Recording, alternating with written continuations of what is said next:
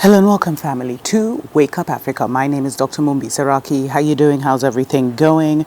I really do pray that you are well in all your ways and that you're moving into living life truly on your own terms, that you're acclimatizing to the new dispensation, family, because the old world is literally dying out. Thanks to every single person that is subscribed to the channel. Special shout out, of course, to our Patreon family. We appreciate, love you so much. That's such a mouthful.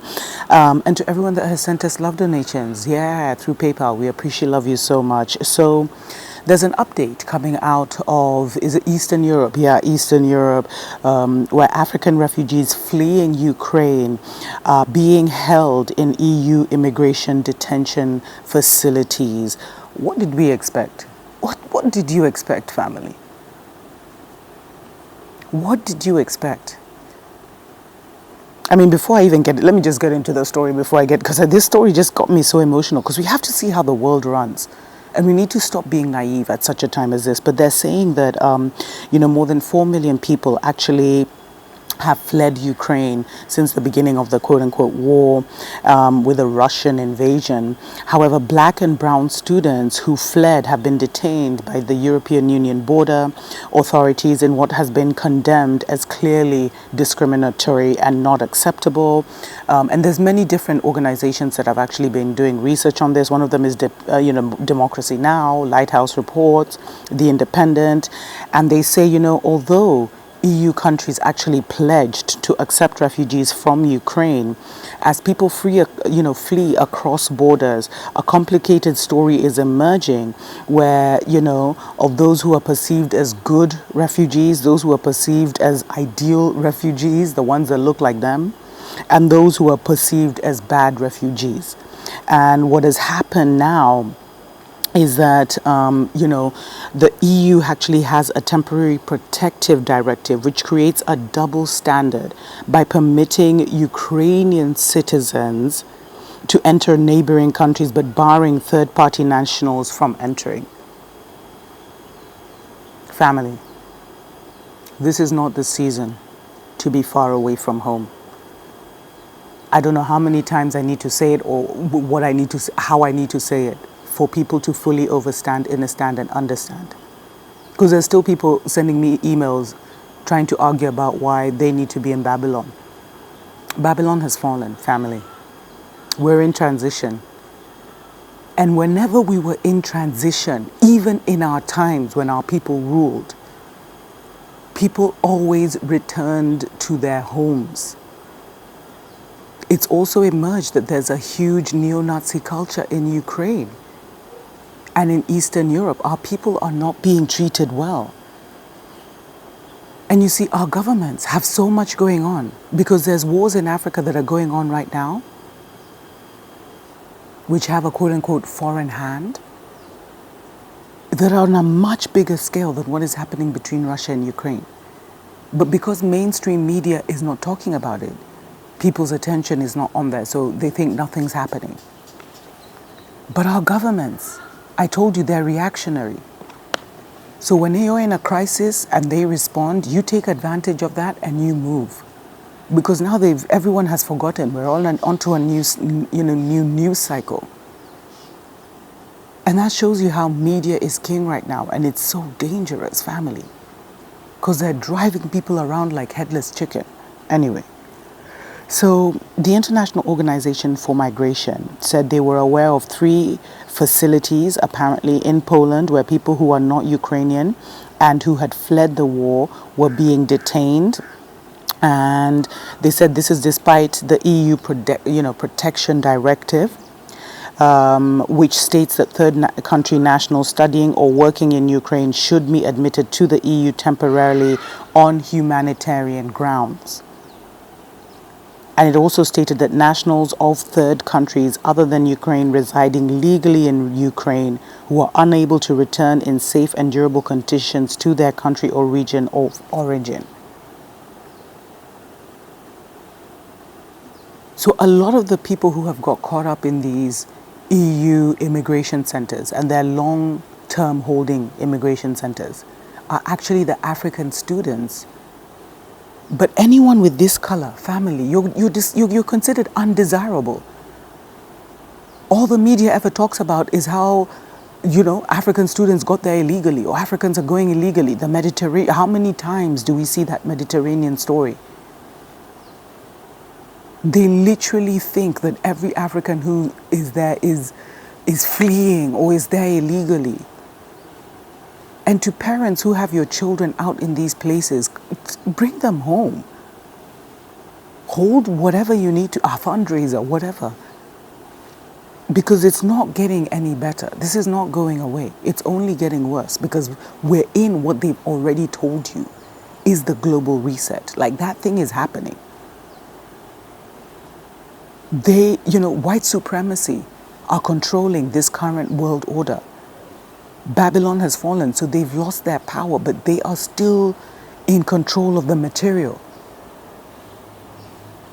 That's where they're running things.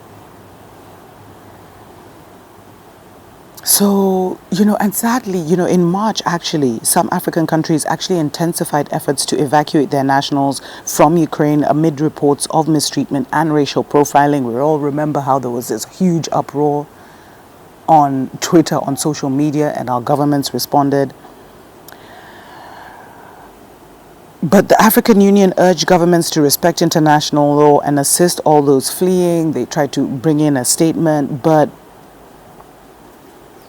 while some students are happily back with their families, there are some African immigrants, family, who were legally in Ukraine,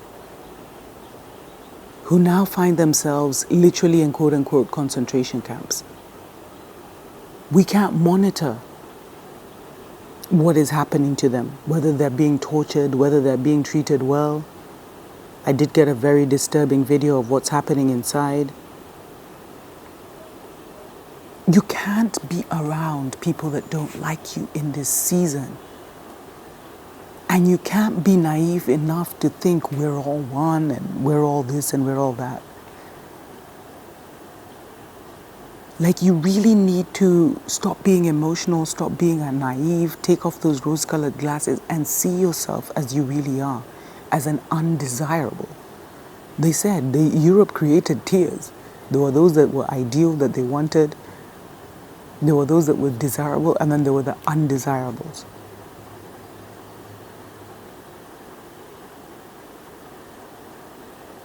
And the sad thing is, like, the person who even emailed me this story was reminding me of how some Africans, when everything was happening, they actually, I think it was actually Nigerians, when the Nigerian government reached out to help them evacuate, they were actually like, no, we're good, we're going to stay here, we're going to ride it out. And then now, the same ones are the ones who are asking for food, for assistance, for shelter. You're in a quote-unquote war zone. People really need to realize what's going on.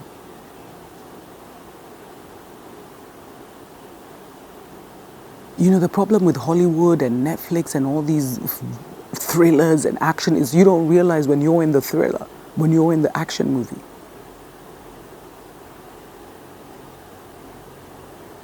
So my advice remains, family.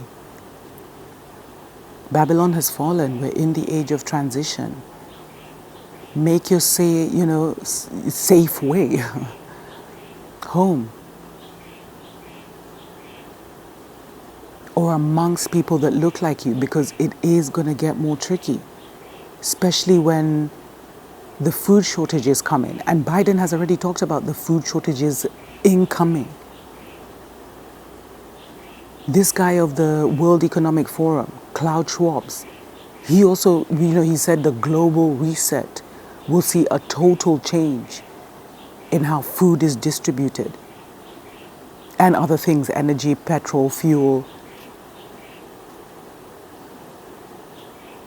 The Mzungu fighting against himself has caused serious logistical issues across the world with products and everything. That's what they wanted. So please, family, if you're in Europe, have at least a plan of what you'll do when sugar hits the fan, because it's going to hit the fan. As I've been recommending, get your young children, get your family, your elderly out of Babylon, out of Europe. And if it's, if people need to be there to earn a living or whatever, make sure it's like the bare minimum of the family, like seriously. Like here in Kenya, a lot of wife and children have been moving home as the man kind of winds up their property sales and all those things. Because a lot of Africans have seriously guys should look into the Moors, stories for other days, but have seriously invested in Europe. So for them, it's hard to leave because they have their house, they have their this, they have their car, they have their life, they have their narrative.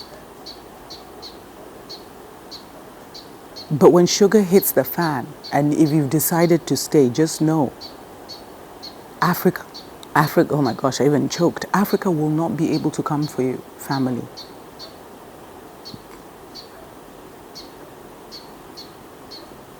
Real talk.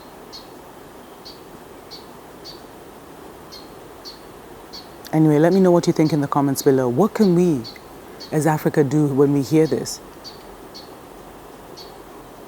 Until next time. Tuko pamoja. Wake up, Africa!